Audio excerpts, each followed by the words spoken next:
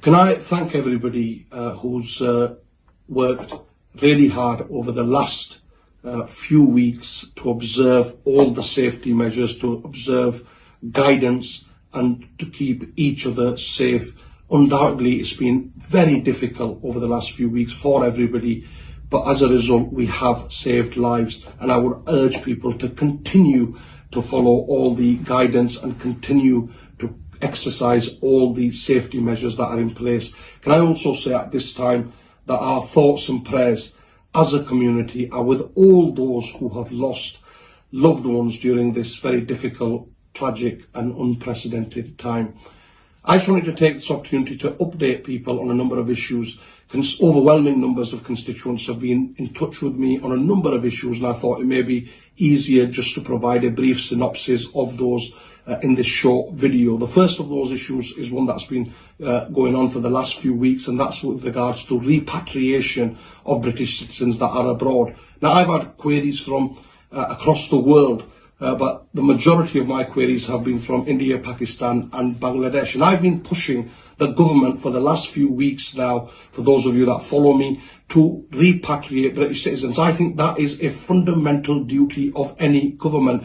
The government have been slow in acting on that and have just now started. I mean, I wrote, many of you will have seen, over a week ago now, to the Foreign Secretary, along with just under 60 other MPs demanding repatriation flights. And now to some countries, including Pakistan, those and India, those repatriation flights, the chartered flights, are now available. I released a statement around this the other day, and I asked people to follow that. Please contact the High Commission through the links that I've provided to get back. However, the government have not gone far enough.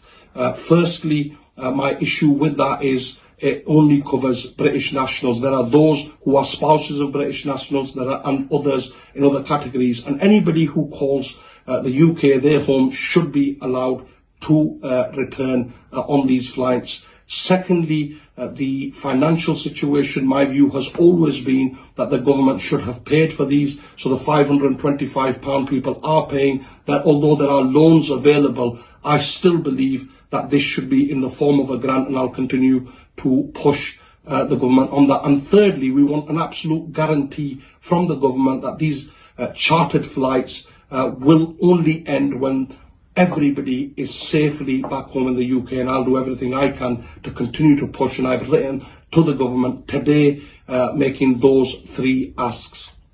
Secondly, a great deal of people have contacted me, quite rightly, naturally concerned about the real situation, not only faced in Bradford, but throughout the country, around the real shortage of personal protection equipment and other safety measures that are lacking in hospitals at the moment. Now, let me be really clear about this.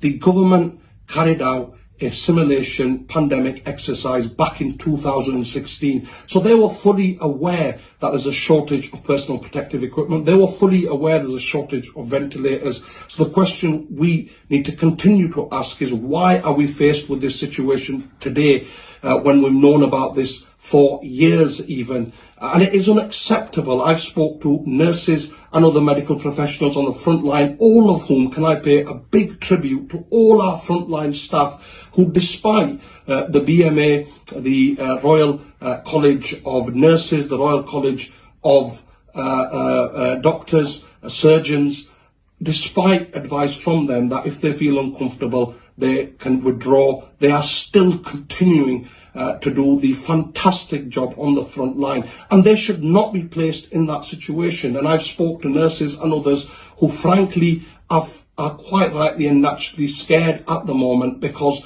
the personal protective equipment is not being provided to them in the same way it should. And I want to make an assurance that I will continue to push the government on a national level that they need to provide this much needed equipment immediately. I also want to thank the third sector and charities for doing all they're doing. However, it's not the job of the third sector. This is the government's responsibility, and the government is falling shy of its responsibility and needs to provide that equipment as a matter of urgency.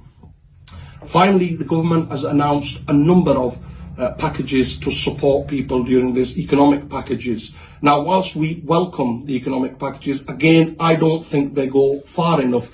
The government has provided statutory sick pay, which is only £95.85 per week. Is that enough for a family to live on? £95.85 per week. Secondly, that again only lasts 7 to 14 days. What about people who are ill for longer, as we've seen, including the Prime Minister himself? So the government is falling short and needs to go further. Secondly, the scheme around the furlough scheme or the employment retention scheme, there are huge issues with this scheme. Firstly, it is only employers that can decide whether or not to follow this scheme. Employees have no say whatsoever. So if employers want to lay off people, they are still able to do so. Secondly, the delay in payments. Again, the government must go further, and I will continue to press them. Thirdly, the self-employment income support scheme. Again, it is shocking that people who are even eligible for this scheme are having to wait till June. What about all these 3 months? How are people supposed to live? These are some of the most hand-to-mouth working people that we are talking about, people who don't have the luxury of savings, people who don't have the means to support their family in any other way. And the government must go further. The delay in payment, and also if those who are self-employed are earning more than 50%, that's the only eligibility criteria. If they're not earning, or if they're earning from a second job more than 50%, then they're not covered in this as well. All these are areas that the government has failed on. The government needs to act now. Right here in Bradford, where we have some of the highest levels of deprivation in the country. 50% of children continue to live in poverty. The government is failing on all this, and I will continue to press everybody that has raised these concerns with me. I want you to be assured that I will continue to press the government on all these issues, because it's not good enough that people are being made to live in this manner. Finally, a number of people have raised a number of issues around various conspiracy theories that are out there. I really am not going to go into all of them. All I will say is that if there was any truth in any of them, then I would be here speaking about it. Thank you very much. Stay safe, stay at home, follow all the safety guidance, and take care of yourselves.